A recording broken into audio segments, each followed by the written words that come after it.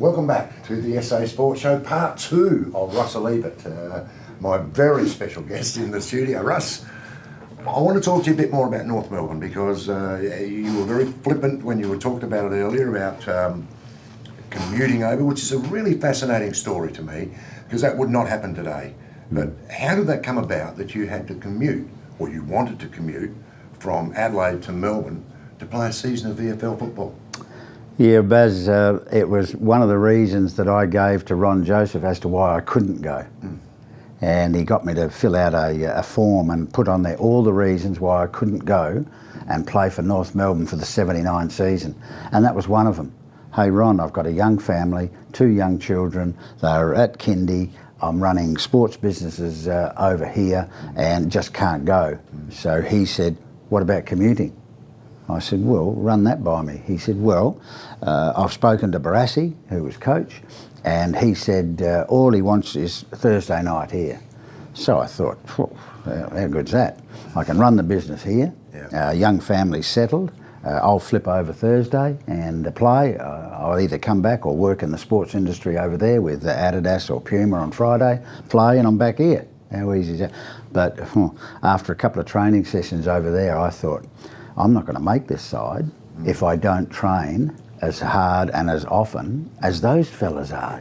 Because we had 13 players that had either captained or vice-captained their state in that team. Some big names. And it was just a very, very experienced, successful, strong, talented team. So I thought, no, I've got to get over here as often as I can. So I spent 2 weeks over there in February leading up to the season, and played the trial matches, and then came back here and started to commute over on Tuesday. So I'd get 2 really good training nights, and that was one of the main reasons that I actually held in and kept in the side. If I didn't do that, I wouldn't have been able to lift to the tempo of the game over there, and I wouldn't have been able to keep some of these really good players out of the team. So that's what I decided to do.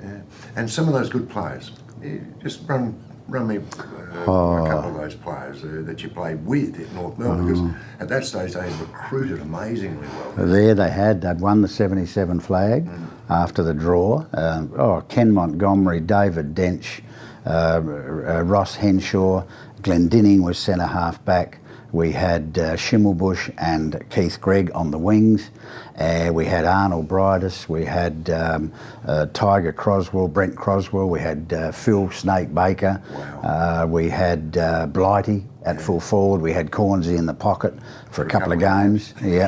But then we had Dempsey and Mick Nolan as our ruck. We had Johnny Byrne, Xavier Tanner, we had Daryl Schimmelbusch, the little black parrot, we had Daryl Sutton from Tassie, we had Alan Jarrett.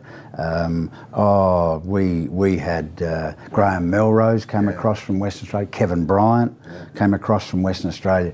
It was just a brilliant team. Stan Alves came from Melbourne to play, so we just had a magnificent team. And undefeated till round 10. We played Carlton at Princes Park, and we beat them by a point to stay undefeated, and then Ross Glendinning got injured the night before the preliminary final, and Collingwood beat us to go into the grand final, and that was the famous one where I think Harms knocked it back to Sheldon in the goal square. He kicked a goal, and Carlton won by 5 points. I remember it well. So, and we would have played well in those conditions, but you got to get there. Okay, 79, you only played the 1 year there. You played all 25 games in that year, which was has not been done, by the way, by any other player who's only played 1 year of VFL, AFL football. You played all 25, led the possessions in that team, which is, so you had a good year with them, but you came back. And you talk about great teams, and I've heard you talk about it before. The 1980 Port Adelaide side, which was a premiership side, you rate as probably the best team that you played in. Yeah, with Port Adelaide. With Port Adelaide. They had almost a modern day type structure. We had about 8 or 9 players that could go through the midfield with Stephen Clifford and Milan Folletic and Mark Williams and Brian Cunningham and Darryl was running around there and Timmy Evans and Greg Phillips at centre half back, and it was just a very, very well balanced experience by then, a team, and no matter what the conditions or what the opponent, we could find a way to get across the line. And that's so I felt that 1980 was probably one of the best balanced and flexible sides that we'd ever had at the Magpies. And in the grand final it proved that, because Norwood started off fantastically, but Greg Phillips took about 6 or 7 momentum stopping marks at centre half back, and then we all woke up and got involved in the game and went on, and we didn't play ultra well, but it was good enough on the day to defeat Norwood. So. Okay, that's 1980 and a lot of success after that as well, but Magarey medals, 4 of which, and I've heard you speak about this before. You're a very humble person. You say that there's a possibility that someone else could have won that medal and all that sort of thing. But the records say that you've won the 4 medals. Who was the player? Who was the player that gave you the most trouble, if you like, as a midfielder, as a guy who would stand you during the year? Well, Barry Robran was the most talented, and he was a player that you couldn't stop as a running on-baller or a mobile centreman. The only time you could sort of control him a little bit was when they put him to centre-half forward, which happened in a lot of state games. Yes. So a lot of people didn't see the best of Barry in state games because he had to play centre-half forward. He was a bit taller and he was capable of playing it, whereas all the other centremen that they picked had to play centre, half-back, running positions. So Barry was the most talented and most difficult to stop. But then, I got Jeff Baines, was very, very fit and disciplined and tight checking. David Holst was a very good player from Glenelg because he was quite powerful and reasonably quick. But Peter Marker was a very similar type player. We were both about the same height and used to defend a bit but then attack. And Peter Marker didn't really get, I don't think, the accolades that he should have as far as when exceptional players are discussed. So Peter Marker was always tough, but Lyle Skinner and Dean Mobbs and Robert Klomp, Paul Bagshaw from Sturt. Each club had Peter Murett and the boys from West Adelaide. Robert Day went early. Lindsay Head was still right at the end of his career in 70, 71. So just brilliant players in the SANFL that were all tough opponents and all won on their day, no matter who they stood. Okay.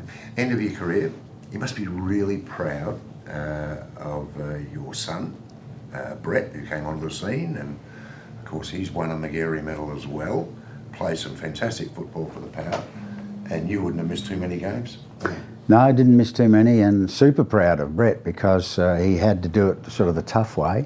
Not as tough as my eldest son Benjamin, because I was still trying to play and run around, and he copped a heap at school, and he couldn't work out why some kids loved him and some kids hated him, and the comments as you walk down the street with people who sort of walked past you, recognised you, and then said some comment either derogatory or complimentary behind you, and of course the kids always heard that, which was it wasn't comfortable. Benjamin had to put up with that. Brett came a little bit later. He was born in '83, and so so that he was pretty comfortable with that, and he was up and about and playing all of his sports and loving that. And so when he came through, because I was pretty hard on Benjamin with his footy and sort of talking about the things that he could have done instead of saying, "Hey, you did a brilliant job there." So anyway, with Brett, I just let him go, and he loved it. I was really proud when he crossed from the Eagles, because the Eagles didn't put him in their required junior program.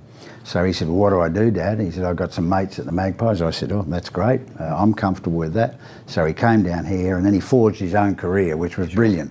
And it was good because I was getting called Fob there for a long, long time, and father of Brett, rather than Brett being the son of someone. So that was really good, and he had a terrific career. If I was to walk down the stairs now and offer a 19-year-old player 160 odd games and 50 goals, they'd take it in a breath. Absolutely. And that's what Brett did, and he's got a lovely family now and a good business, and I'm really, really proud of all the kids. But Brett in particular, because he did it on the national stage, and also Bradley now doing it, followed on with his games. So really proud of the whole lot of them. The name lives on. We'll finish up the statue. Oh yeah. Adelaide Oval. Yeah. Good for the pigeons. Yeah. It's a great tribute though, Russ, isn't it? I mean, I know you're a humble bloke, but you know, Robin's there, you're there, you know, they're great names in SA. Blighty's there. And the cricketers. And the cricketers, of course, are all there. What did you make of that when that was first put to you? Oh, Basil Sellers rang me and said that he'd like to do this, and I remember then there was all the lead in with who's going to be there and who's going to be there and who should be there and who shouldn't be there, and all the crap that went on in that time. It was a bit embarrassing because I don't really see that whether you've played 1 game, 10 games, 200 games, whatever, we've all played Aussie rules footy. And we've all played in a team. It's not as if you're a fantastic golfer or if you've made 150 runs or taken 20 wickets. Footballers, I like to put them all in, hey, we played footy. We loved each other's company. So to sort of get a statue, and I remember coming down from the country and we used to swim at the city bars, and there's that magnificent statue outside of Government House, and it's the beautiful horse, which I love horses, and the soldier from the war. And every time I go past, I just spend a couple of seconds looking at that statue and thinking, and that's 1955, 56. We used to come down here, and now there's bloody one at Adelaide Oval. Maybe they should that pigeons can sit on and do their business, and people can go there and say, hey, Blighty was one of our players, and Barry was simply the best. So to be sort of up there with them, it's a bit embarrassing, but people want to do it, and Basil wants to pay for it. Well, leave it there. Maybe they should have put you on a horse. Oh, I would have loved that. Yeah, I would have loved that. Only the horse died, bloody snake bit him. So anyway, that's nice. Great, appreciate your time, mate. I really do. I know you're a very busy man. You're still working with the footy club. You've got a great community program running here and have done for quite a few years now. So proud of that. We've got about nine programs that go out to schools. We take our players and female athletes, and we are having a positive influence. How many, we don't know, but we certainly talk to them all, and it develops our young players and gives them a bit of responsibility and a bit of community, which is what Port Adelaide's about. And they've got to now take on the responsibility, because we're not going to be around forever. Good on you, mate. You're a champion bloke, champion of the game, and you've done wonders, mate. And I really appreciate your time on the SA Sports Show. Russell Ebert, our very, very special guest. SA Sports Show, the best.